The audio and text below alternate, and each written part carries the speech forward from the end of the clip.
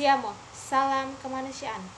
Nah, kembali lagi bersama saya Dila. Dalam kesempatan kali ini saya ingin ngasih informasi kembali nih kepada teman-teman mengenai topik pembahasan donor darah. Nah, sebelum lanjut kepada pembahasannya, teman-teman jangan lupa klik tombol like, komen, dan subscribe channel ini ya. Oke, sebelumnya teman-teman udah pernah ada yang dengar nggak sih apa sih itu donor darah?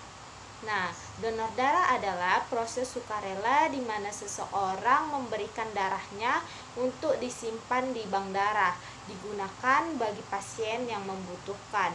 Adapun jenis-jenis dari donor darah yaitu donor darah biasa atau seluruh darah. Yang kedua itu donor darah plasma, yang ketiga donor darah trombosit, yang keempat donor sel darah merah. Adapun syarat-syarat dari donor darah meliputi usianya ini harus minimal 17 tahun, maksimal 60 tahun. Berat badannya minimal 50 kg. Sehat jasmani dan rohani, tidak sedang mengkonsumsi obat, tidak menderita penyakit menular seperti hepatitis, sifilis, dan lainnya. Bagi wanita yang sedang hamil dan menyusui atau menstruasi, tidak disarankan untuk melakukan donor darah. Adapun prosedur dari pengambilan donor darah meliputi yang pertama, teman-teman harus mendaftar terlebih dahulu. Yang kedua, pemeriksaan kesehatan. Yang ketiga, proses pengambilan darah. Yang keempat, istirahat sejenak ketika sudah melakukan pengambilan darah. Nah, apa sih manfaat dari ketika kita melakukan donor darah ini?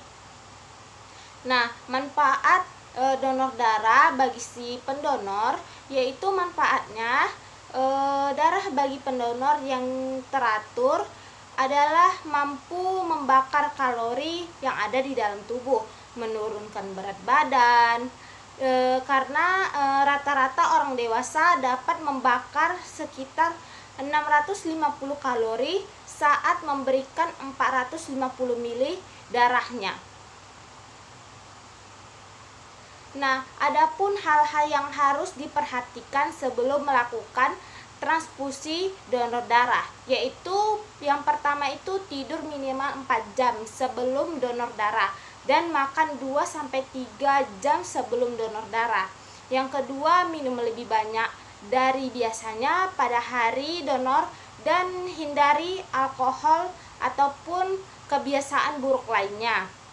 Yang ketiga, hindari mengangkat beban berat selama 12 jam setelah mendonorkan darah. Yang keempat, minum sebanyak 72 jam ke depan untuk mengembalikan stamina dan waktu yang diperlukan untuk mendonorkan darah sekitar antara 30 sampai 60 menit.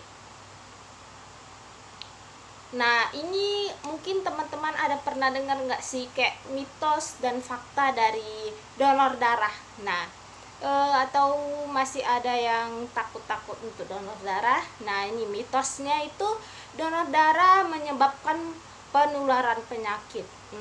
Faktanya, donor darah dilakukan dengan alat yang steril sekali pakai. Nah, yang kedua mitosnya itu donor darah dapat membuat kita lemah.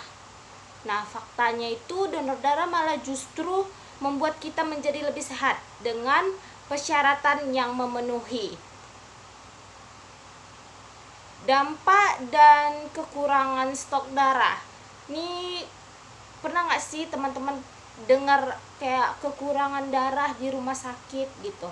Nah, kekurangan stok darah dapat berdampak pada kondisi kesehatan masyarakat, seperti kurangnya stok darah untuk kebutuhan medis, serta mendapatkan darah untuk transfusi itu makin sedikit, karena ya seperti kita tahu kalau sedikit sekali masyarakat yang ikut serta dalam mendonorkan darah mereka.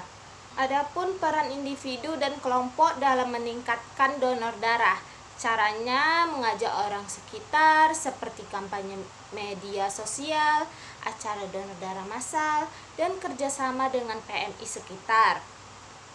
Nah, sampailah di akhir video. Semoga video yang saya sampaikan dapat bermanfaat bagi kita semua.